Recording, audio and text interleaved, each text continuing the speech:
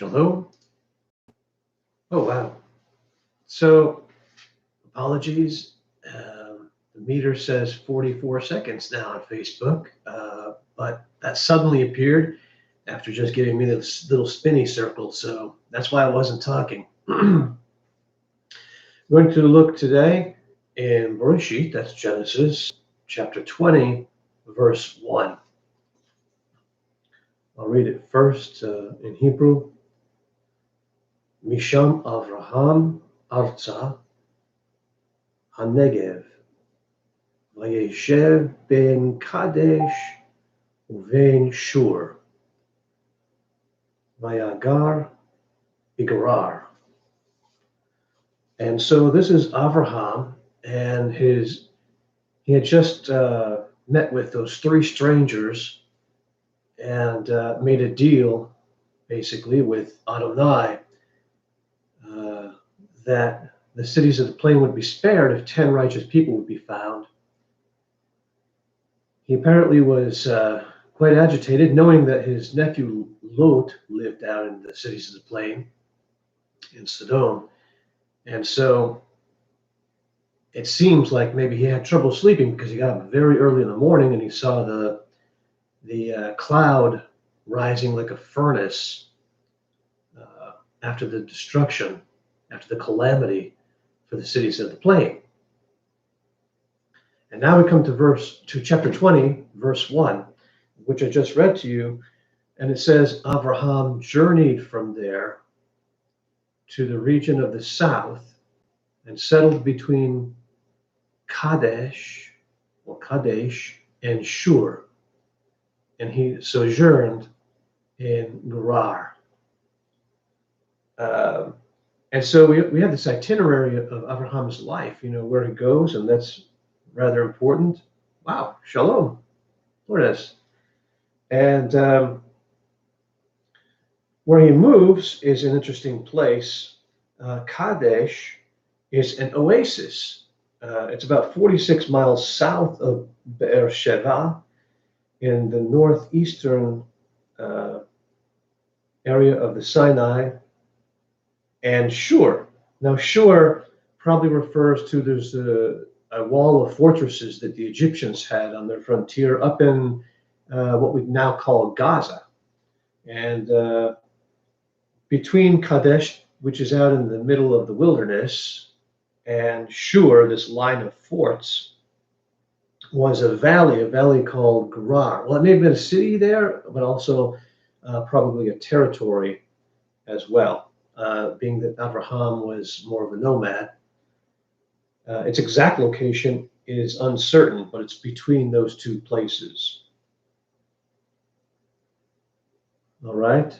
And one of the things that is impacted by this, Avraham, where he used to live, was in a place where he would find wayfarers more often. Travelers would come and he would be able to give hospitality, as we saw to the three visitors.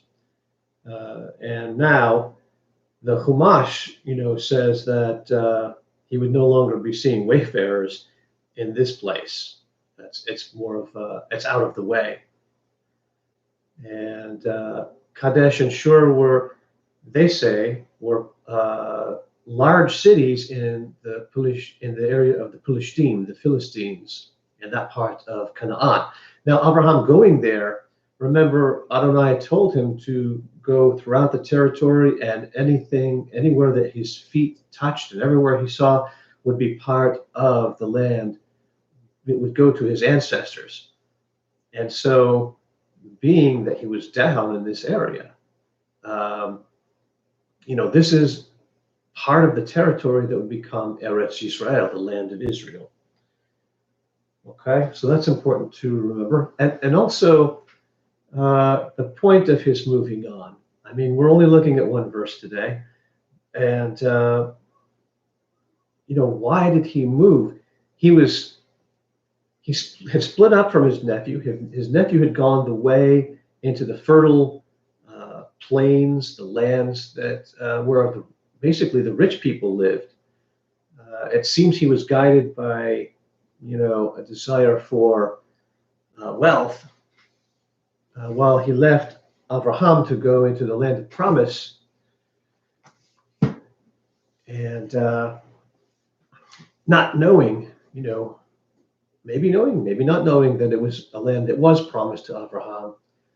But Avraham had stayed fairly close to the area where, he could remain connected, at least in some way, with Lot until this furnace. And you have to wonder, it doesn't mention any sort of contact after he saw the large cloud coming up from the wilderness where the cities of the plain once were.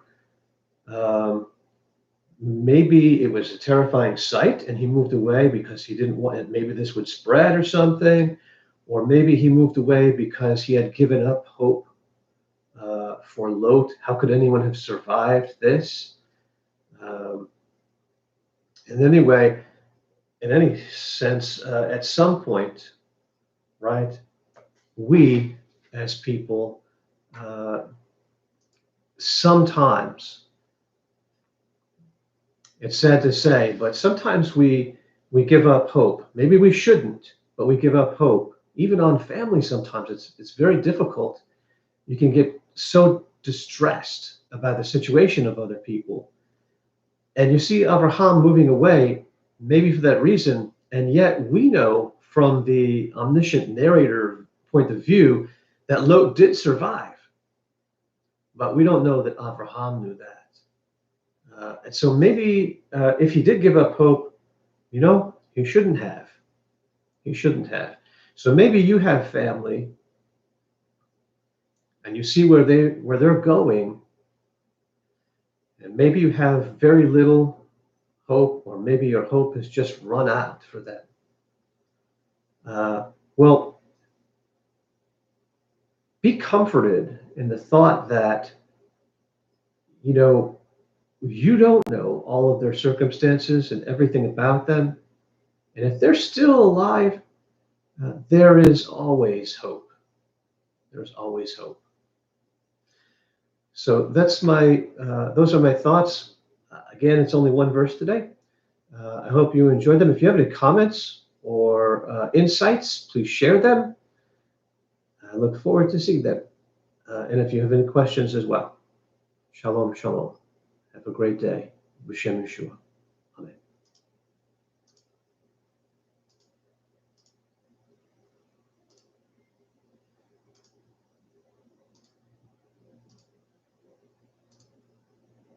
Amen.